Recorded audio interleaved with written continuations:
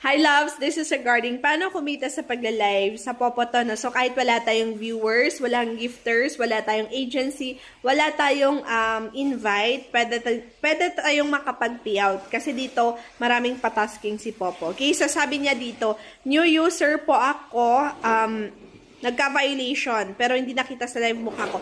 Yes, guys, para hindi kayo magka-violation kay Popo, dapat bawal baby sa live, bawal bata, bawal nakatalikod, bawal iwanan yung live, dapat face mo yung kita mismo sa own Popo account mo, bawal tao na background, dapat strong internet connection, okay? Para hindi kayo magka-violation. Kasi, pag tuloy-tuloy yung violation nyo, pwedeng ma-permanent ban yung task mo everyday. So, sayang naman, okay?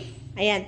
So, ito yung mga everyday withdrawal natin kay Popo. Yan. So, kung gusto nyo ding mag-earn, ayan, pwede to sa mga masisipag at matyaga lang kay Popo, okay? Pag instant payout, hindi po yan pwede dito. So, pinaghihirapan